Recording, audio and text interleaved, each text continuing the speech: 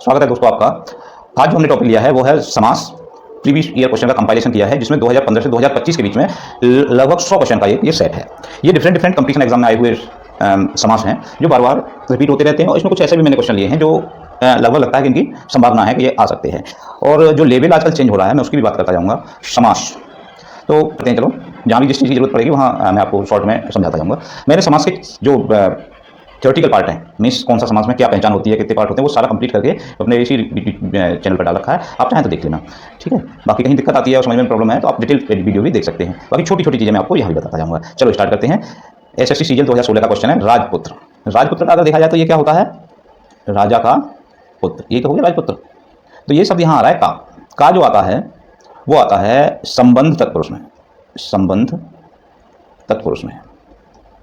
का की के राजी रे ये किसमें आते हैं, संबंध तत्पुरुष में। तो एक्चुअल में तो इसमें हो गया हमारा संबंध तत्पुरुष। अब यहाँ ऑप्शन देख लेते हैं। देखो अव्ययी भाव है, नहीं है, तत्पुरुष तो है ही, बहुब्री नहीं है, द्वंद्व भी नहीं है, तो इसमें तत्पुरुष दे दिया तो ये हमारा सही हो गया। अगर तत्पुरुष के आजकल जो क्वेश्चन आ रहे हैं उसमें थोड़ा सा लेवल चेंज हो रहा है कि तत्पुरुष के ही पार्ट दे देगा, कर्ण तत्पुरुष है, कर्म तत्पुरुष है, संबंध तत्पुरुष है, या जो भी ये चार ऑप्शन दे देगा, आपको उसमें से एक लगाना है। तो वहाँ फिर आपको पूरा डिटेल पता होना चाहिए। अच्छा, एक छोटी सी बात और मैं बता दूं कि देखिए हमारे पास 6 तरह के वो होते हैं। पहला जो होता है उसको हम अव्ययी भाव कहते हैं, है ना। अव्ययी भाव में समास में प्रथम पद जो होता है, पूर्व पद कह लें या प्रथम पद, ये प्रधान होता है, मतलब मुख्य होता है। प्रथम पद प्रधान है इसमें, ठीक है। उसके बाद दूसरा जो तत्पुरुष है,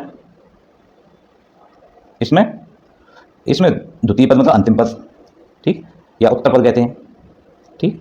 द्वितीय पद प्रधान होता है। जैसे प्रधान, इसमें बात किसकी हो रही थी, राजा का पुत्र, तो बात पुत्र की हो रही थी, राजा की थोड़ी नहीं हो रही थी, इसकी बात हो रही थी पुत्र की। तो प्रधान कौन था इसमें, पुत्र, तो इसमें द्वितीय पद प्रधान होता है, ठीक है। अच्छा, एक और हमारा होता है जिसमें दोनों पद प्रधान होते हैं, जिसे हम कहते हैं द्वंद्व। द्वंद्व में मैंने और भी पहचान बताई है।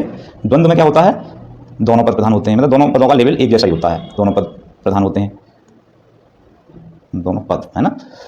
पद की प्रधानता के हिसाब से बात कर रहा हूँ। वैसे मैंने पूरा डिटेल कर रखा है, आप एक बार देख लेना। ये चीज़ मैंने ज़्यादा डिटेल में वहाँ नहीं बताई थी, इसलिए मैं इसे यहाँ बता दे रहा हूँ। और चौथा है अपना जिसमें कोई भी प्रधान नहीं होता, बहुब्री।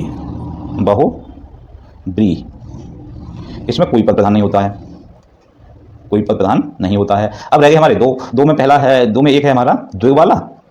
द्विग वाले में क्या होता है, संख्यात्मक होता है, पहला पद संख्या होता है ना, संख्या या संख्यात्मक कह लें। और कौन सा रह गया, एक रह गया भैया हमारा, अव्ययी भाव हो गया, तत्पुरुष हो गया, द्वंद्व हो गया, और कौन सा रह गया, और रह गया कर्मधारय।